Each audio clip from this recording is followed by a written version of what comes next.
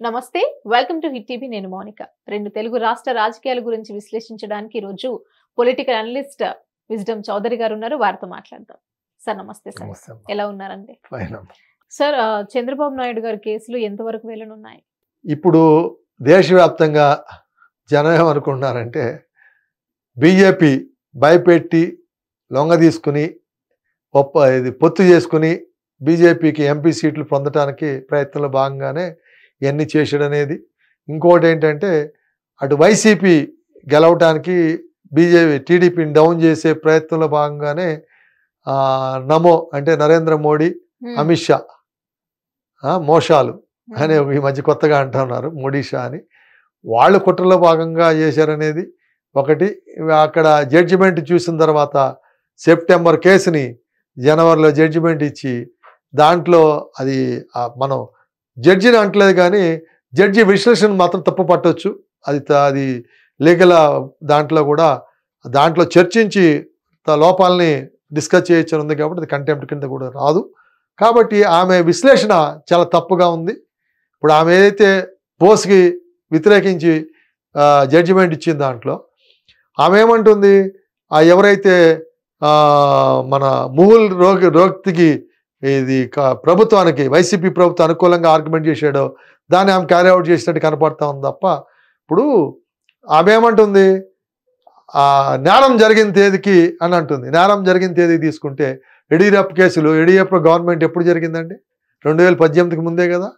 మరి ఆ కేసులకి ఇప్పుడు కాంగ్రెస్ ప్రభుత్వం వీళ్ళు వచ్చి కట్టినప్పుడు నువ్వు దాన్ని ఎట్లా అడాప్ట్ చేసావు? నువ్వు అంటే ఎఫ్ఐఆర్ డేట్ తీసుకునే చేసావు కదా. నేరం ఎప్పుడు జరిగిందని ఆలోచన చేయలేదు కదా. అదేవిధంగా రాఫెల్ కుంభకోణం కూడా ఎప్పుడు జరిగింది? 2018కి ముందుదే కదా అది. మరి 2018 ముందు జరిగిన రాఫెల్ కుంభకోణానికి 17 అప్లికబుల్ అయినప్పుడు ఇక్కడ ఎందుకు అప్లికబుల్ కాదు? కాబట్టి ఆమె విశ్లేషణ అనేది ఇప్పుడు తోటి సుప్రీంకోర్టు జడ్జి బెంచ్ ఇచ్చిన దాన్ని కూడా ఆమె డిఫర్ చేసి ఆమె చెప్పడం చూస్తుంటే అది న్యాయ పరిభాషలో అది కరెక్ట్గా ఆమె అనాలిసిస్ చేయటంలో జడ్జి ఫెయిల్ అయింది అనేది మాత్రం కనబడతా ఉంది దాంట్లో. కాబట్టి ఏంటంటే దానికి ఈ మాత్రం చెప్పడానికి 3 నెలలు ఎందుకు పెట్టుకున్నారు మీరు? అప్పుడే చెప్పుండొచ్చు కదా ఇవన్నీ అయిపోయిన తర్వాత. సో అందు గురించి ఏంటంటే ఇప్పుడు 17A మీద ఇంకో కేసు వేశారు, అదేంది అది టేకప్ చేయాలి. ఇవన్నీ ఏంటంటే వాళ్ళు చంద్రబాబు గారు భయపడి ఇవాళ క్లియర్గా దేశవ్యాప్తంగా ఎవరినడిగా ఏం చెప్తారంటే జగన్మోహన్ రెడ్డికి నరేంద్ర మోడీ, అమిత్ షాలు మద్దతు లేనిదే చంద్రబాబు నాయుడు చేసే ధైర్యం ఉందా? లేదు. అతనికి ఎంత కక్ష మూర్ఖుడైనప్పటికి కూడా అంతవరకు వెళ్ళలేడు అతను. కాబట్టి ఆ విధంగా చేశాడు అనేది స్పష్టంగా కనపడతా ఉంది. ఇవాళ సుప్రీంకోర్టు జడ్జి కూడా అట్లనే రిఫ్లెక్ట్ అవుతూ ఉంది. సో అక్కడ ఏంటంటే దాంట్లో బెంగాల్ అయిన ఒకటి జడ్జిమెంట్ ఇచ్చాడు, గుజరాత్ ఆమె జడ్జిమెంట్ ఇచ్చింది అనేది ట్రోల్ అవుతూ ఉంది ఈ యూట్యూబ్లో. సో అట్లా కాకుండా జ్యుడిషియస్గా తీర్పు ఇవ్వాలి. దాని మీద కూడా కొంతమంది అంటున్నారు అసలు జడ్జిమెంట్ కూడా ఏ పరిభాషలో ఇవ్వాలనేది కూడా పుస్తకాలు రాయాలేమో, చట్టాలు చేయాలేమో అని కూడా. మరి నీకు డిస్క్రిప్షన్ పవర్స్ అనే దగ్గర దానికి ఇక బేస్ ఉండాలి కదా. నువ్వు నిర్ణయం ఎందుకు తీసుకున్నావు అంటే ఇవాళకి క్యాబినెట్ నిర్ణయాల మీద కేసులు పెట్టాడు ఆయన. క్యాబినెట్ నిర్ణయాలు రివ్యూ చేయడానికి అధికారం లేదు, వాటి మీద కేసులు పెట్టడానికి లేదు అన్నప్పుడు నువ్వు తెలుగుదేశం ప్రభుత్వం నిర్ణయాల మీద కేసులు ఎట్లా పెట్టావు? నువ్వు ముఖ్యమంత్రి మీద ఎట్లా పెడతావు క్యాబినెట్ నిర్ణయాన్ని? అతను ఆ క్యాబినెట్కి అధ్యక్షుడు, ఆయన అధ్యక్షతలో రిజల్యూషన్ తీసుకున్నప్పుడు మొత్తం అందరూ బాధ్యులు అవుతారు తప్ప కమిటీ బాధ్యత అవుతుంది, క్యాబినెట్ కమిటీ బాధ్యత అవుతుంది కదా, ఏ ఒక్కళ్ళు బాధ్యులు కాదు కదా. దాంతో క్యాబినెట్లో ఉండే ఆఫీసర్లు అందరూ బాధ్యులు అవుతారు. ఇప్పుడు జగన్మోహన్ రెడ్డి కేసులు ఏమైంది చూసాం కదా మనం. అక్కడ నిర్ణయాల మీద మంత్రులతో పాటు అక్కడ అధికారులతో పాటు అందరి మీద, లబ్ధి పొందిన వాళ్ళతో పాటు అందరి మీద కేసులు పెట్టారు. ఎవరైతే లబ్ధి పొంది ఆయాచితంగా జగన్మోహన్ రెడ్డికి వేరే రకంగా పెట్టుబడులు పెట్టి వేరే రకంగా డబ్బులు ఇచ్చారో అవన్నీ రికార్డెడ్గా దొరికిపోయినాయి. సో వాళ్ళందరి మీద కేసులు పెట్టారు. అదేమీ లేకుండా హైకోర్టు జడ్జి అంత క్లియర్గా, అసలు ఆమె సుప్రీంకోర్టు జడ్జి గారు హైకోర్టు జడ్జిమెంట్ మల్లికార్జున గారు జడ్జిమెంట్ చదువుకుంటే చాలా స్పష్టత ఉంది. ఆయన ప్రేమ ఆఫేసీ లేదు, ఒక ఆధారం లేదు ఇంతవరకు. మరి ఢిల్లీలో కూడా ఏం జరుగుతుంది ఇవాళ? ఆయన ఢిల్లీ ఉప ముఖ్యమంత్రి మీద, సిసోడియా మీద ఇంతవరకు అతని మీద అతనికి డబ్బు తీసుకున్నట్టు కానీ ఇంతవరకు ఒక్క ఆధారం లేదు. కానీ ఆ యూనియన్ టెరిటరీ కాబట్టి వాళ్ళకి నీకు సిబిఐకి వాళ్ళకి యాక్సెస్ ఉంది కాబట్టి ఈడీకి నేను చెప్పి వాళ్ళ మీద అన్యాయంగా మీరు కేసులు పెట్టి అది ఎంతవరకు రాజకీయ కక్ష కాదా, అది రాజకీయ అణచివేత కాదా, అది దానికి కోర్టులు కూడా సహకరించడం చూస్తుంటే వీళ్ళు సుప్రీంకోర్టు కూడా ఆయనకు బెయిల్ ఇవ్వకపోవటం. ఈవెన్ కేరళ చెందినటువంటి ఒక జర్నలిస్టు యూపీలో అరెస్ట్ చేసి అతనికి జర్నలిస్ట్ని 6 నెలలు 7 నెలలు బెయిల్ ఇవ్వకపోవటం, సాయిబాబా వరెవర్ కేసుల్లో ఇవన్నీ చూస్తుంటుంటే మరి న్యాయ వ్యవస్థ మీద కూడా సామాన్యుడు ఈవేళ న్యాయం డబ్బున్నవాడికి డబ్బు లేనివాడికి అందుబాటులో లేదు, అధికార పార్టీకి తప్ప ప్రతిపక్షానికి అందుబాటులో లేదని ఈవేళ ప్రచారం నానుడి డిస్కషన్ జరుగుతూ ఉంది జనాల్లో. దానికి పులి స్టాప్ చెప్పకపోతే కనుక చాలా అంతర్దృష్టి పరిస్థితులు ఉన్నాయి. రాజకీయంగా ఎన్ని పరిస్థితుల్లో కనుక మరి తిరుగుబాటు వచ్చే పరిస్థితులు కూడా కనపడతా ఉన్నాయి అన్నీ. సో ఆ పరిస్థితికి బ్రేక్ వేయాల్సిన అవసరం ప్రభుత్వాల మీద ఉంది, రాజకీయ పార్టీల మీద ఉంది. కాబట్టి ఇప్పుడు చంద్రచూడ్ గారు ఉన్నారు, వాళ్ళ ఆయన రిమార్కబుల్ జడ్జిమెంట్లు ఇచ్చారు. మరి అందరూ కూడా వాళ్ళ ఆయనలాగా ఈయన ఊహించుకుంటున్నారు. కానీ అటువంటిదేమి ఇంతవరకు బయటపడలా. తండ్రికి దగ్గర కొడుకు అనిపించుకుంటాడో, మరి తండ్రికి ఈయన ఎట్లా అని జనం అనుకునే పరిస్థితి ఈ సీజే గారు తెచ్చుకుంటాడో మనకు తెలియదు. కానీ మరి ఇవన్నీ కూడా న్యాయపరంగా నిర్ణయాలు తీసుకునేటప్పుడు ఇవన్నీ అదే రిపబ్లికన్ టీవీకి వస్తేనేమో ఆగమేఘాల మీద నువ్వు బెయిల్ ఇచ్చావు, అదే కేరళ జర్నలిస్ట్కి ఎందుకు ఇవ్వలేదండి నువ్వు? అదే యడ్యూరప్ప కేసులోను రాఫెల్ దాంట్లోనూ మీరు 17A అని జడ్జిమెంట్ సుప్రీంకోర్టు ఇచ్చినప్పుడు మరి చంద్రబాబు విషయంలో మీరు ఎందుకు తాత్సారం చేశారు? ఎక్కడిది లోపం, ఎవరిది లోపం?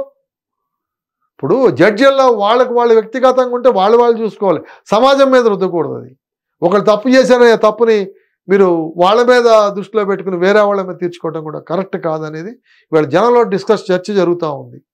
సో అందు గురించి ఏంటంటే అంటే చంద్రబాబు నాయుడు గారు మళ్ళీ ఇంకో కేసు పెట్టినంత మాత్రాన ఇప్పుడు ఆల్రెడీ ఒకటి చెప్తున్నా, ఆల్రెడీ ఒక రకంగా చెప్పాలంటే చంద్రబాబు గారిని అరెస్ట్ చేసి టీడీపీ పార్టీకి జనసేనకి నెత్తి మీద పాలుపోసినట్టు అయింది వైసీపీ ప్రభుత్వం కానీ బీజేపీ కానీ.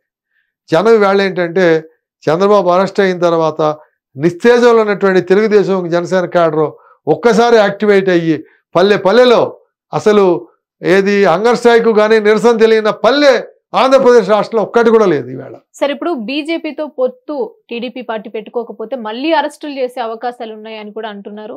ఇది ఎంతవరకు నిజం అంటారు? అదే చెప్తున్నా, బీజేపీకి బ్లాక్ మెయిల్ చేసి ఇప్పుడు ఇంతకన్నా జరిగే నష్టం అని చంద్రబాబుకి 53 రోజులు ఉన్నాడు, ఇంతకన్నా జరిగే నష్టం ఏముంటుంది? అంతకు జరిగేది ఏం లేదు కదా. సో ఆల్టర్నేటివ్ పార్టీ కూడా ఆయన తర్వాత ఆల్టర్నేటివ్ కూడా ఇవాళ లోకేష్ కానీ పవన్ కళ్యాణ్ కానీ ఫోకస్ అయిపోయారు లీడర్షిప్. చంద్రబాబుకి ఆల్టర్నేట్ లీడర్షిప్ ఫోకస్ అయిపోయింది అక్కడ.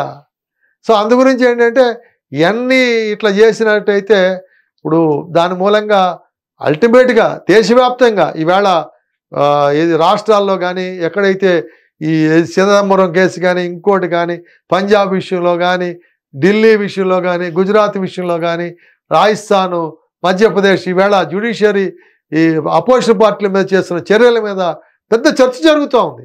ఆ చర్చ ప్రభావమే ఈవేళ నువ్వు యాంటీ ఎస్టాబ్లిష్మెంట్ తప్పడానికి సెంట్రల్ ఇంటెలిజెన్స్ రిపోర్ట్లో నీకు వ్యతిరేకంగా ఉంది కాబట్టి దాన్ని కప్పిపుచ్చుకోవడానికి ఈవేళ అయోధ్య ఇష్యూ టేకప్ చేశారనేది కూడా చర్చ జరుగుతోంది. చాలా సోషల్ మీడియాలో కూడా చాలామంది విమర్శిస్తూ ఉన్నారు. కొంతమంది దానికి దీనికి లింక్ పెట్టద్దని కొంతమంది మాట్లాడుతున్నారు.